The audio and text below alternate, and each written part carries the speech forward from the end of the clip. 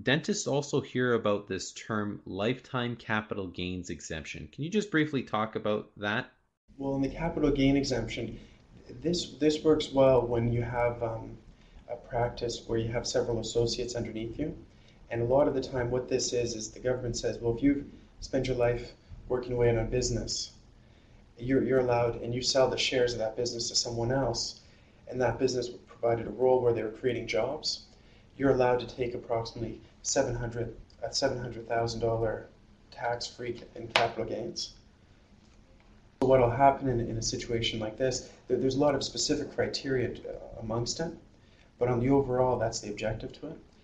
And what you're able to do is you're able to take a benefit on how you, so what will happen here is you're able to benefit from the concept of taking that tax-free space if you sell the shares of your dental practice. So when you're looking to retire and you make a sale to a third party, you're able to realize that. A lot of it, sometimes there's kind of, you're not sure if you're going to be selling it on time. And for trust estate purposes and for future planning, sometimes you can crystallize your capital gain exemption.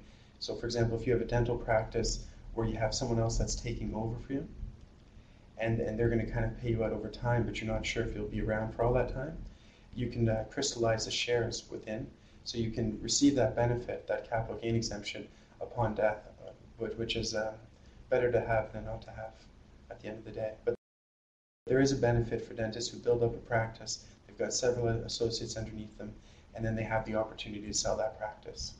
It usually works out so that their first 700,000 is tax-free.